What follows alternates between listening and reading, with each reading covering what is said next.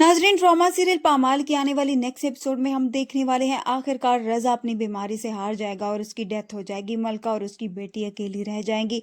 रजा भी ये बात जानता था कि उसके अलावा इन दोनों का कोई नहीं है। इसी घाव के साथ ही वो इस दुनिया से चला जाता है। जाते हुए ये कोशिश जरूर करता है कि मलका किसी के आगे हाथ ना फैलाए और ना ही किसी पर डिपेंड करे। खैर, अब रजा तो चला जाएगा मगर मलका अंदर से बहुत ज्यादा टूट जाएगी। रजा के बाद वो खुद को नहीं संभाल पाएगी।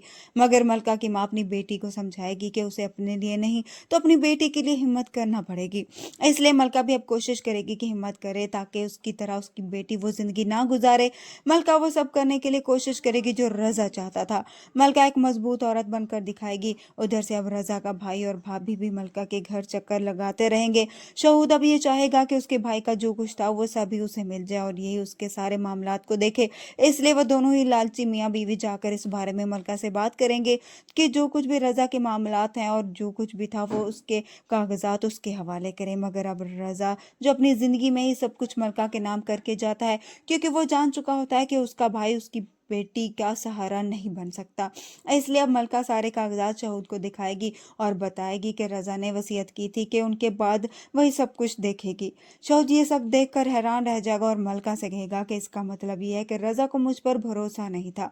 और अब शहूद को इस बार बड़ी शिद्दत से एहसास होता है कि उसने अपने भाई के होने का फर्ज अदा नहीं किया। बल्कि यहाँ पर मलका रजा के जाने के बाद से अपना सफर शुरू कर देगी। उसकी दोस्त उसे मिलने के लिए आएगी तो अब वो मलका की वहां पर लिखी हुई स्टोरी को लेकर जाएगी ताकि उसे किसी प्रोड्यूसर को दिखा सके।